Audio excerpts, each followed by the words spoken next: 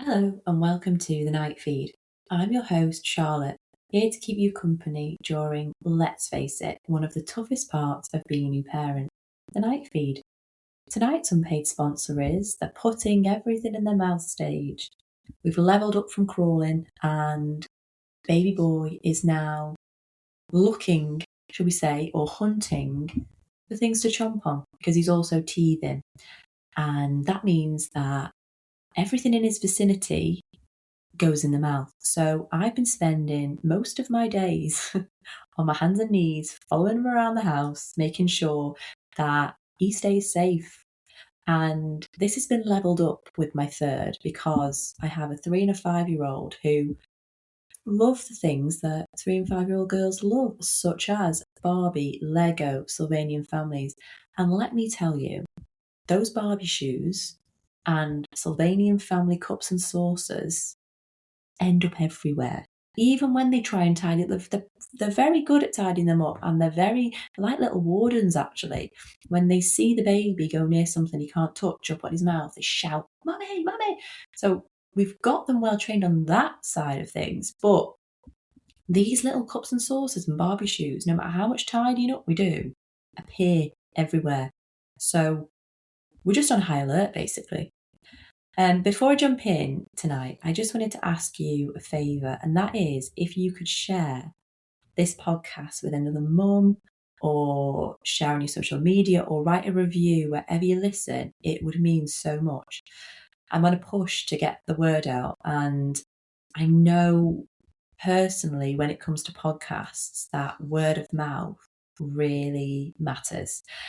So if you can, I would be so grateful. Guys, I had one of those nights last night. So if you're having one of those nights, and you know what I mean by one of those nights when you've got a baby, then just know after a coffee in the morning you will survive. I went to bed late, and I always know when I go to bed late, the night ahead is never that great. I think we all get our best sleep before midnight, including the baby. So after midnight, it's anyone's game. Got my head on the pillow at 11:30. I know, not good after we'd been asleep since 7. And I think I managed 10 minutes. Then he woke and was awake till 2, then 4, and then he woke again at, I think, 5. So I was a goner this morning. I was absolutely a goner. I gave him some medicine in the night because he's really struggling with his teeth. And it was like I gave him a double espresso. He was bouncing around the bed, he was climbing the headboard. So yeah, I just wanted to let you know that if you are having one of those nights right now, have a coffee and you will pull through. In other news, I just answered the door to the postman with a squirrel sticker on my face and the baby on my boob. So yeah, that was fun. It's all fun and games. And it's funny because the walk and breastfeed maneuver is becoming increasingly hard now. He's almost 1. And he's like a heavy little toddler, basically. And it's so funny how when you have multiple babies or multiple children, you master the walk and feed. Because with my first, each feed pretty much was feet up in my little nest, hot. And I emphasize here the word hot, cup of tea, book, TV remote, chill. For my second, it was sat in an upright position while my then 18-month-old played in actually a pretty still manner in a child-proofed room. So that was a bit calmer. And then now I feed on the edge of my seat with my third because I have a 3 and 5-year-old who can get up at any point and have the autonomy to go to any place in the house they like. They can scale the sideboard and explore cupboards. Hearing a wooden chair scrape across the kitchen floor is never a good sound. So I just laughed to myself how different my feeding experience is. And it made me laugh because my mum was over and she was like, why are you sitting on the edge of the seat while you're feeding him? You need to get relaxed. I said, well, because usually I am on the edge of my seat. You're here now, so you can monitor the other two, but it's so funny how things change. And my friend and I were laughing the other day about decision fatigue. And I don't know if you get this, but I think it's a real big thing as a mum that we were saying kind of comes over you whenever you get any time. So there's like a very specific moment in motherhood that no one prepares you for, when the baby is napping off you, and or maybe someone's holding the baby or looking after the baby, looking after the kids if you've got older kids, and suddenly you're free, and you completely forget how to be a person. Because before the baby, free time meant, I don't know, go for a walk, make a coffee, reply to a message, maybe even watch something.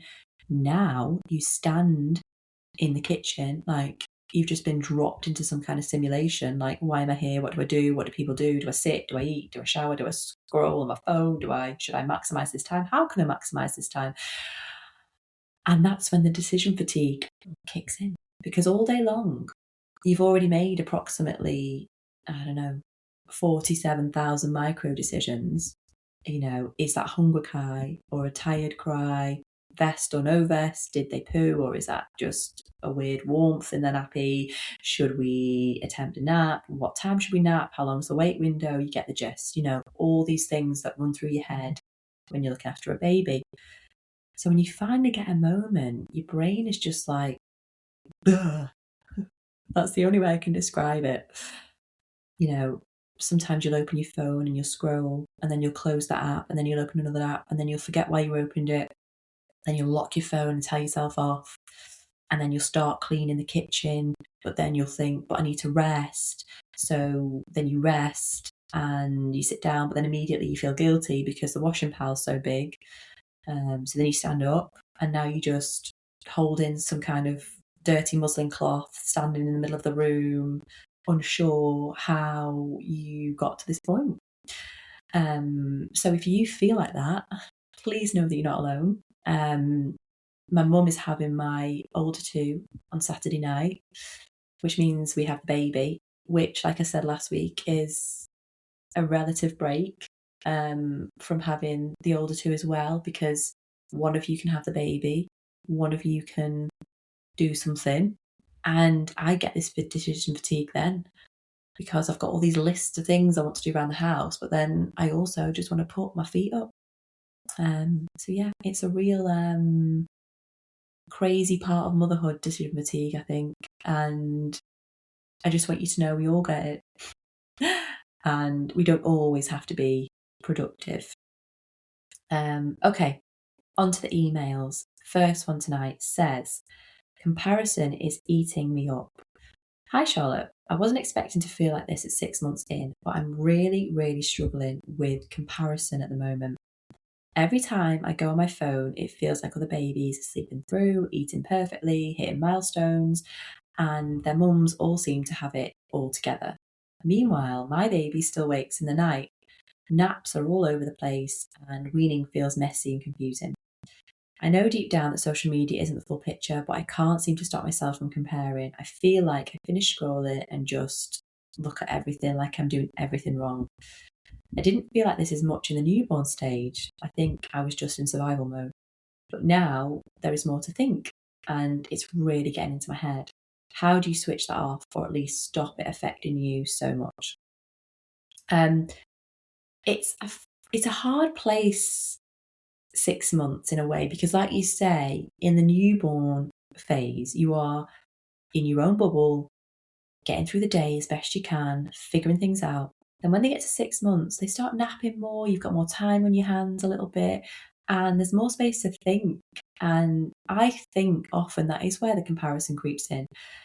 The most important thing to hold on to this is you're not comparing like for like. You are seeing tiny curated snapshots of other babies on the best days, and holding that up against your full, messy, real life experience is damaging.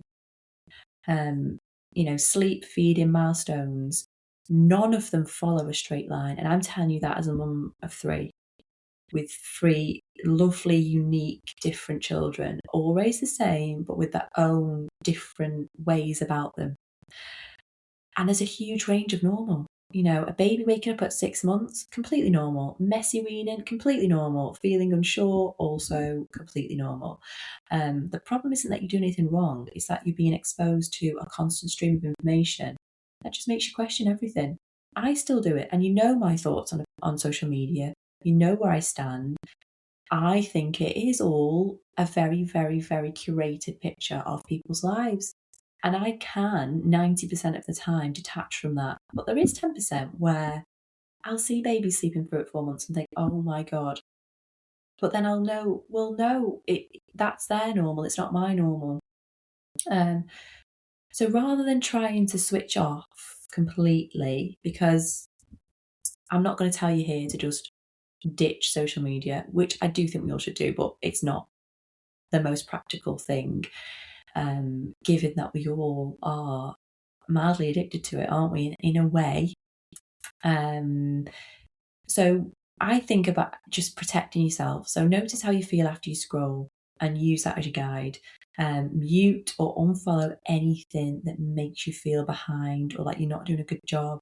Even those lovely influencers that project this wholesome, lovely life that you like to see could be damaging you still. And bring it back to your baby. Are they growing, responding, connecting with you? That's what matters. And when that thought comes in of, am I behind? Try to meet it with, or is this just my baby being their own person?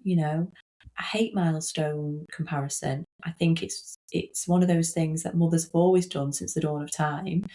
And yes, whilst there is some importance to tracking where they're up to, there's also a lot of nuance around it. And it's remembering that every baby is completely different. So please know that you're not behind. You're in your own version of motherhood. And motherhood isn't some pretty Instagram picture, is it? It's real. It's messy. It's chaotic.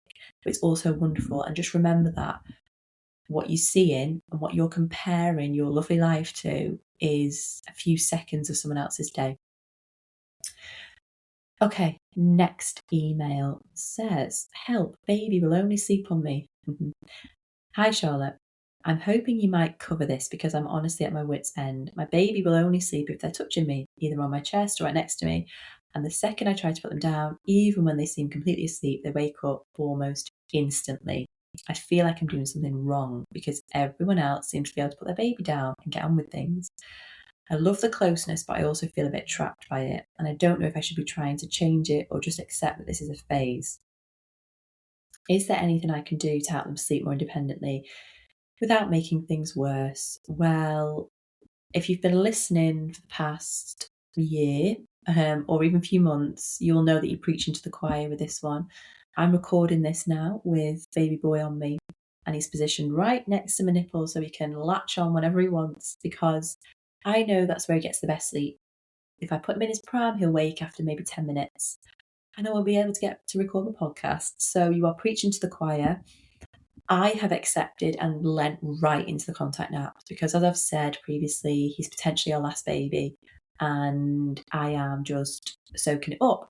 But that isn't practical for everybody. And if it is your first, I remember with my first being a bit more disciplined and trying to put her down and then not being able to put her down and holding her and thinking I was doing something wrong, like what you're saying. And like I was saying earlier, the comparison trap, comparing people that put the baby down for a nap at 3 months old and they have an hour worth of cleaning and doing stuff and you're sat there watching a series, contact nap, trapped, thinking that you're doing it wrong. And it isn't wrong. Honestly, it's such a common message that I receive through email or DM. So I imagine there is a lot of other listeners listening to this who are thinking, that's my baby too. You're in good company. So first of all, there's nothing wrong. Like I said, it's not a bad habit. It's not something you've caused. It's actually incredibly normal. From your baby's perspective, being on you is sleep, your heartbeat, your warmth, your smell. That's their safe, regulated place. So when you put them down, even if they are fully asleep, their little system is going to think, hang on, something's changed here, and it brings them all back up. I think I read that up until 9 months, they believe they are part of you. They think they are part of your body.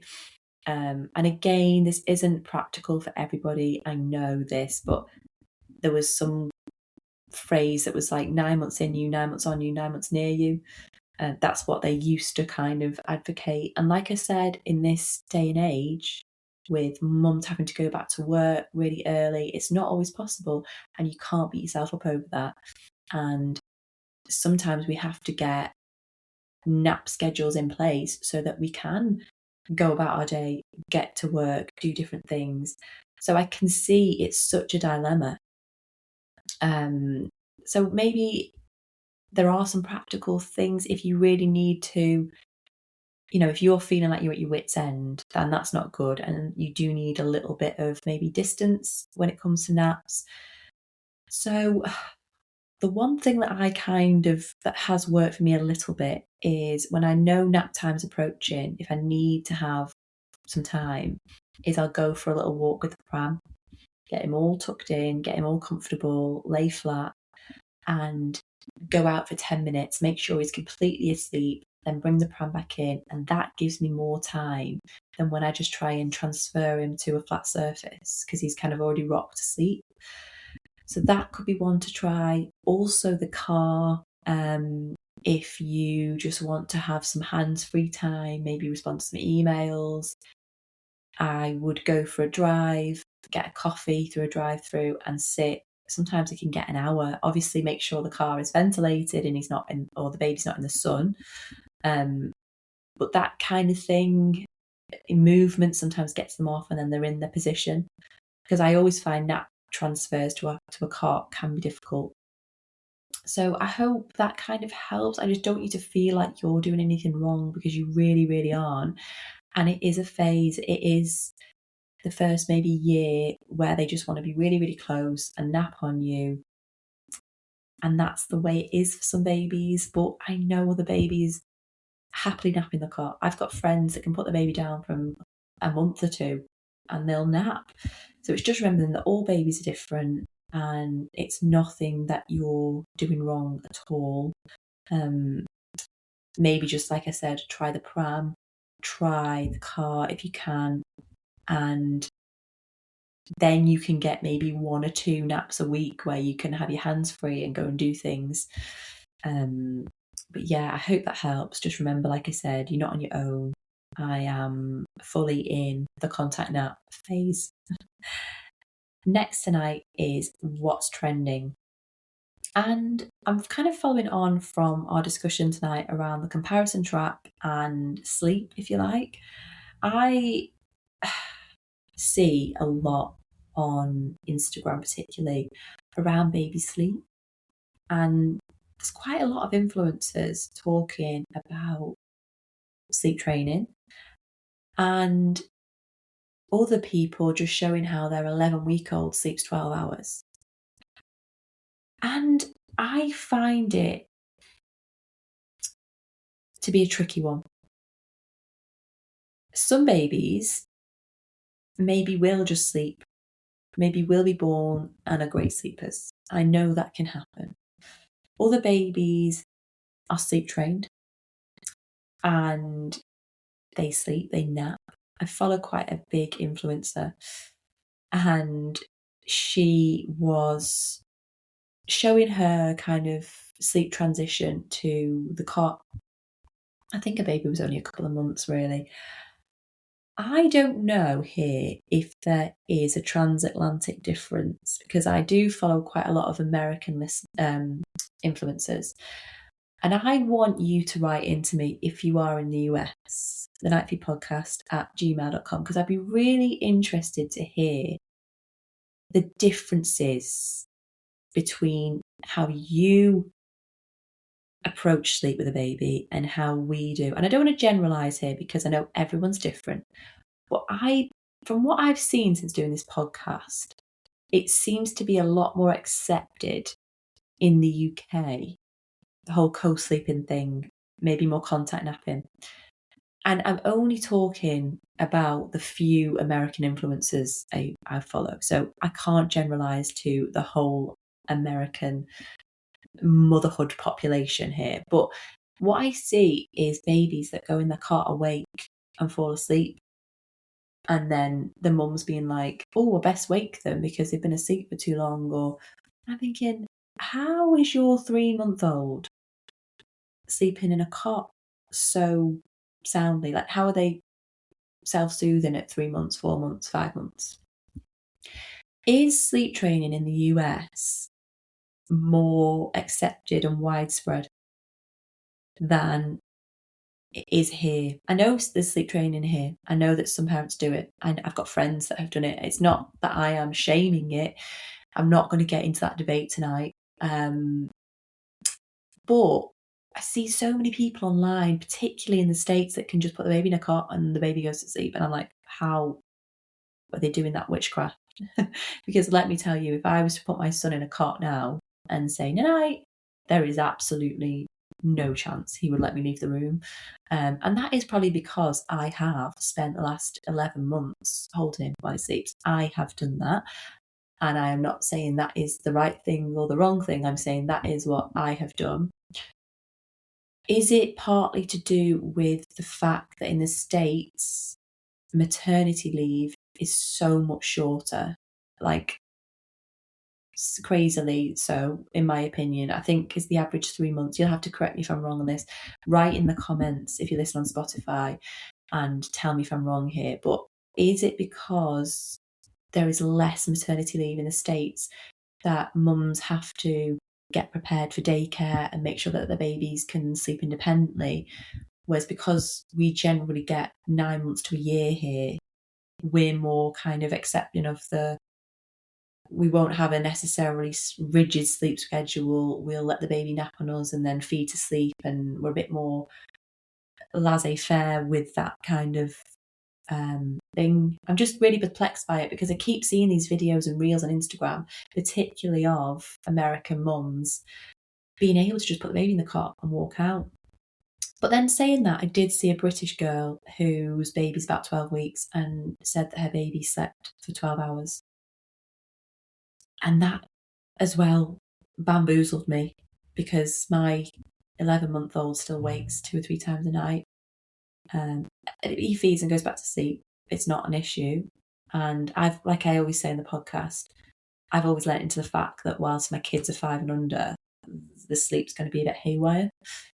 But I feel like there's this narrative online that baby sleep is a problem we have to fix, and that we should be able to have our evenings back and we should be able to have a very wide nap window where we can get all our cleaning done and we can do our beauty products and we can, go to a Pilates class while the baby naps with your partner. I'm not by any means saying this is wrong, but what I'm saying is there's a clear difference. And it made me think about it following on from the listener earlier, Lucy, who messaged me about comparing her baby's sleep and thinking she's doing something wrong, because I too have been guilty of that. And I just think it's because we see so many people online sharing what I deem to be the results of sleep training. And one of these influencers was like, the baby woke early today, so I let him lie on my chest for half an hour in my bed. I know my sleep trainer wouldn't agree with this, but we have to give in sometimes. And I thought, it just made me a little sad. I thought, of course your baby wants to lie on your chest. Of course your baby wants to be on you for a little bit. And making it like, well, the sleep trainer wouldn't agree with this, just made me feel a bit sad. This whole industry around your baby's sleep needs to be fixed is messing us up a little bit. Because if you have got a baby that only wants to be on you, and only wants to be near you, it is very difficult to get them to sleep independently. And I don't like the fact that mums are being made to feel like they're failing because of that. And mums are made to feel like they're doing something wrong by holding their baby. Look at any animal in the animal kingdom. There's so many pictures of this. You see like hippos, mum and baby nestled in, lion cubs nestled in. It's natural we want to be on our mum, when we're a baby. And I don't like the fact that that is being portrayed as a problem. So please, whatever you see around baby sleep, take with a pinch of salt. There's a whole industry, a multi-million-pound industry that's been built through baby sleep and this so-called problem, when all it is a brand new baby wanting to feel regulated and wanting to feel safe. So yeah, I just wanted to call that out a little bit, because I think it's dangerous sharing, look how perfectly my 2-day-old baby, no, that's an exaggeration, but yeah, I just wanted to call it out and let you know that if you are struggling with sleep and struggling with baby sleep, it isn't a problem. It isn't anything that's wrong with your baby. It isn't wrong with you. It's just the fact that every baby is completely different, and that shouldn't be seen as a problem, in my opinion.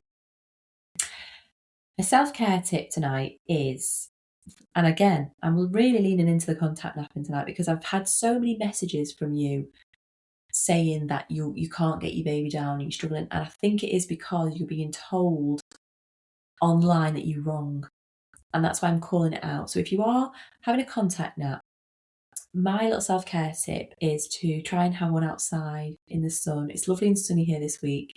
Obviously make sure the baby's shaded and all that kind of thing. But I did this the other day and I just sat outside with my book and my cup of tea, a hot cup of tea, a hot one. And I read my book in the sun and he had a lovely contact nap. And my mind just cleared. I wasn't scrolling, being told off that I'm doing things wrong on social media. I was just in my book, Verity, FYI, by Colleen Hoover, who I think wrote It Ends With Us. That is it Colleen Hoover? Let me just check. Yeah, Colleen Hoover, Verity. My friend lent that to me the other day, and I'm getting into it. It's good. So yeah, that's my self-care tip: is get out in the sun, enjoy the contact nap, lean into it, and read a book, and I think you'll feel great. Finally, to finish on a quote I wrote. It's 1:36 p.m. The baby just fell asleep, nestled into your arms. You reach for the remote, but something stops you. The dish is in the sink, the bedroom carpet that hasn't been hoovered in God knows how long. The nappy bin that really needs emptying. The hair mask you've been desperate to try. Oh, and then there's the quick 15-minute postpartum workout you swore you were going to do every day. But then you feel this overwhelming urge to lean into that contact nap, to put that series on and just be, because God knows rest is progress too, Mama. Thanks for listening as always. Please keep your emails coming in, thenightfeedpodcast@gmail.com. I love chatting to you all. And also comment in the comment section if you listen on Spotify, or leave a review. Keep your comments coming in. I love to hear either side of an argument, or how you're getting on, what you think. I love it being a two-way conversation, this. So please keep your emails and your messages coming in, and I wish you all a restful, peaceful night ahead. Good night.